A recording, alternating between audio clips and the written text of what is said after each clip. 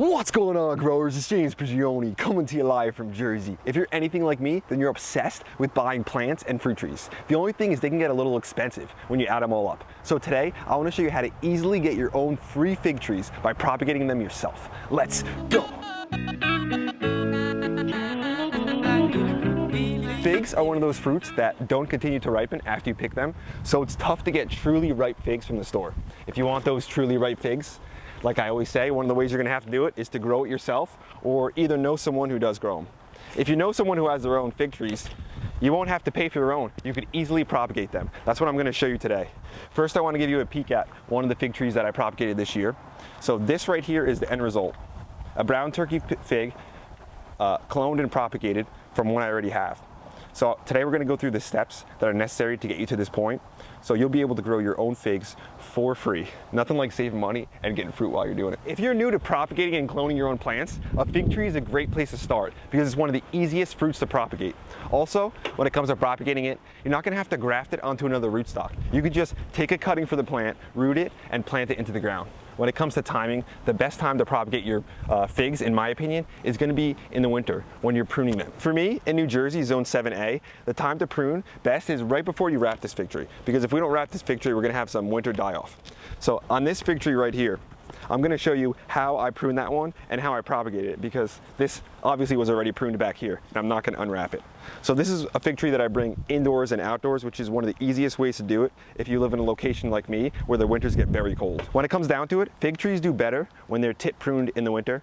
So tip pruning basically means when I have this tip right here, I'll prune that top off, that terminal bud, and what it'll do is encourage more of that lateral growth. That's important for fig trees. The only thing is, when we cut these tipped buds off, we don't want to just get rid of that wood. We want to propagate with it. So the best wood to propagate is basically going to be your hardwood cuttings that are 1, 2, or 3 years old. You want about 9 inches. You want a good size. You also want it about 1/2 inch to 3/4 inch thick, which is going to be some of your best cutting wood. So what I'm going to do is cut a piece of wood, show you how I'm going to do it, and then we'll move to the next step. Knowing all those requirements, we're going to choose this branch right here.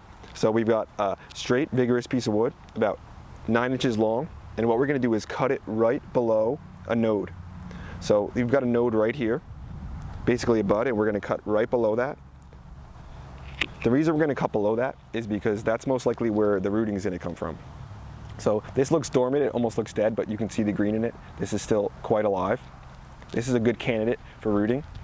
If I had more branches, I would prune more of them, but I'm not going to really prune too much because I've already rooted some. So this is a great candidate. There's a few different steps we can take to getting rooting from here, but first I'm going to show you how I did it, and then I'll show you a couple different ways after. I want to mention that we have a winner for the Felco pruners. I'm going to announce that at the end of the video, so stay tuned.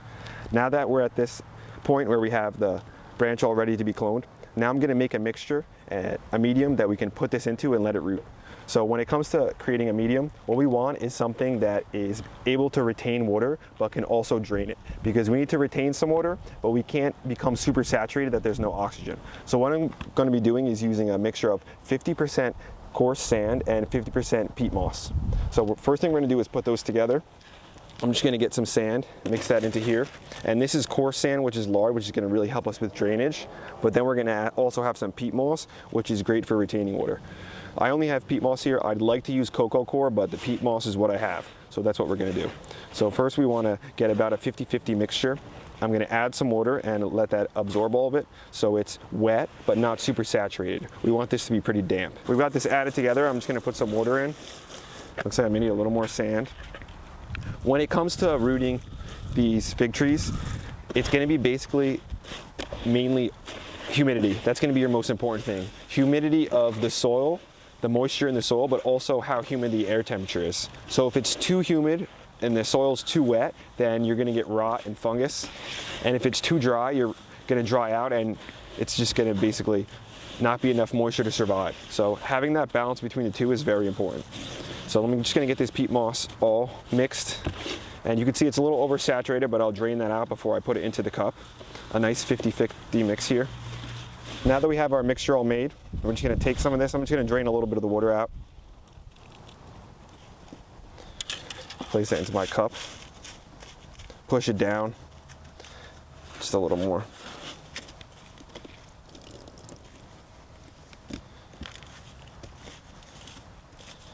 Okay, that's our mixture. Next, what we're gonna do is grab our stick or our branch. Tuck looks like he found something, he dug it up right as I was starting. But next what we're gonna do is, this isn't 100% necessary, but it will definitely help. I'm gonna add rooting hormone. This is Clone X. I'll put a link to it in the description. So what I'm gonna do is just take this and dip my plant into it. You could, you know, pour it into a separate thing so you're not mixing all the plants and stuff together, all the different hormones and everything. But we're gonna take this, we're gonna dip it in the rooting hormone. And then before I actually even push it in, actually let me dip a little more. We really think the roots are gonna be coming from the buds. So like here and there where the nodes are. So I'll actually just leave it in there for a minute. And then I'm gonna wanna create a little space. Not too thick, but just a little space going down to there because I don't want to push all the rooting hormone off as I'm pushing it down. So we'll create that little space, then we'll take our branch, nice and dipped in the rooting hormone. We'll push that right in. We want to keep it a couple inches off the bottom, but we want to make sure we've got enough at the top where we've got a number of buds that can root. That's why you want, a number of buds that can leaf out. That's why you want about 9 inches. So that's all you got to do right there. Now, we're not going to really water this again because it's retaining moisture until we feel like it needs to.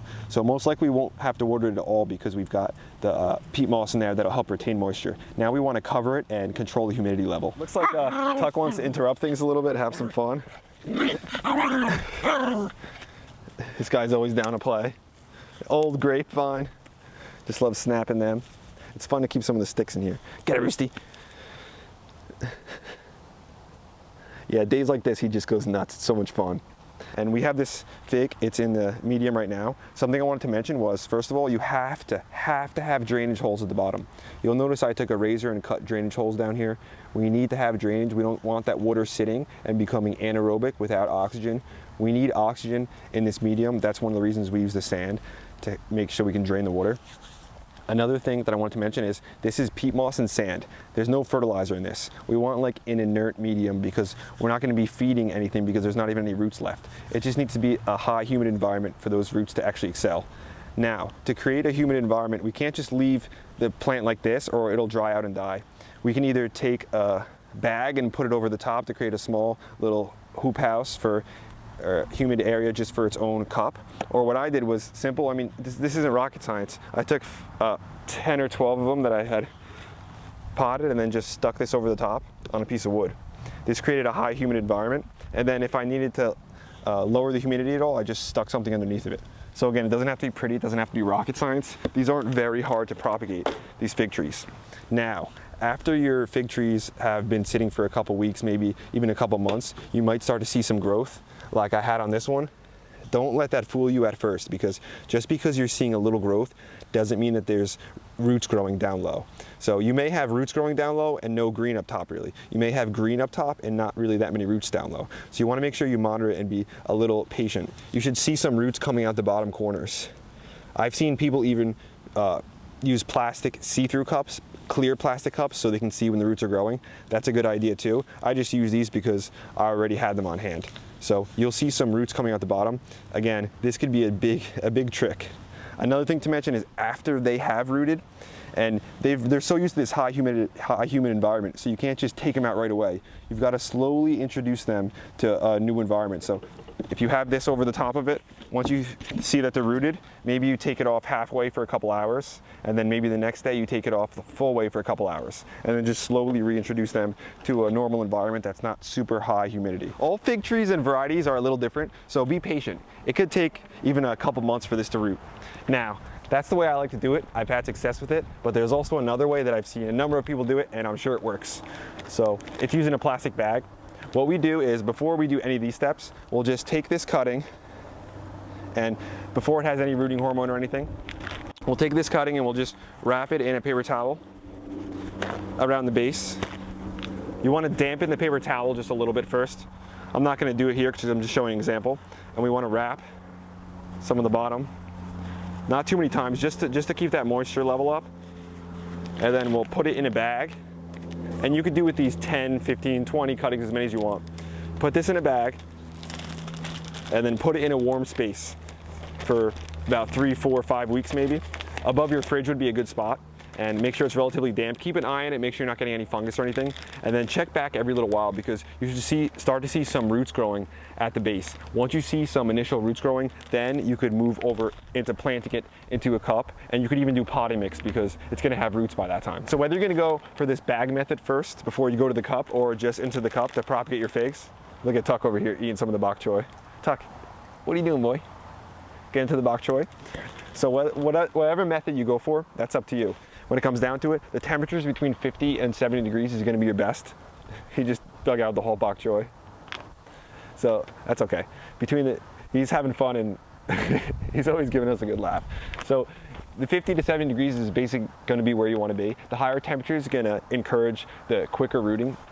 So again, this isn't tough. This is easy to do. Everyone should at least attempt it. You've got nothing to lose, especially when you're cutting off those pieces just like this. Now, I wanna show you this one that's growing really well. I wanna show you the roots in it, and then we're just gonna transfer it into a pot. Now that it has roots and it's growing, we have a potting mix in here. This is my favorite. This is Happy Frog. I'll put a link in the description too. So I'm just gonna show you the roots and then put it into the pot. We're just gonna flip this over just like we would any other plant, because I wanna show you that we've got some nice roots growing here. As you can see, look at all those roots. That's what you want to see. So I'm going to break some of this medium off because I don't want all of it in there, and I want to show you some more of the roots. So we're going to be gentle. Just shake it a little bit. And then I'll wash it off a little bit. You can see all the roots growing from that. That's what you want to see. That's a clone fig tree for free. I washed this off with water so you could see all the roots on it. When you come close, you can see where they're all coming from. Really well rooted. It's going to be a really healthy plant. Now I'll transplant it into this potting mix. I made a big mistake. I accidentally just dumped all the sand right here on the wood chips. Not smart, but I'll clean it up. It happens. So we're just going to root it like we would any other plant, or pot it. Get that into it, make sure everything's in there nicely. Just tuck her all in. I already moistened the soil. This is, again, Happy Frog, great soil. Love this stuff, light, retains moisture well. And we're gonna add just a little bit more, and that's it. We're gonna baby this and probably keep it with high humidity just as it's transplanting. But that's it, it's not rocket science. That's how you get free plants. And you can share them with your friends. One of the best things to do is to find someone who has a fig tree variety you don't have. When they're pruning it, take some of those cuttings and get your own. There's no point of buying your own when you can get them for free. I only pruned about 5 or 7 or 10 of these and cloned them because I don't want too many of the same variety. This is brown turkey. I already have 2. I don't need 10 brown turkeys. So the ones I have, I'll just share with my friends locally, and I'll get some more varieties in the future, clone those, and just spread them all around. When it comes down to it, figs are one of those trees that don't grow in my zone, but I'll still grow them. There's not a lot of things that I do that I try to push the boundary, but figs are one of those because you can bring them inside, bring them outside. You only have to wrap them, and it's just, I have to have them fresh off the plant. There's nothing else like it. Before I close the video off, I want to announce the winner for the giveaway of these pruners right here. $75 Felco pruners, great shape, rotating handle. So what I did was I had the number 1 to 1,000. You guys emailed me your guesses. I put it into a random number generator. The number came out at 140. I'll show you a picture of it. I went through all the emails. There was 2 people.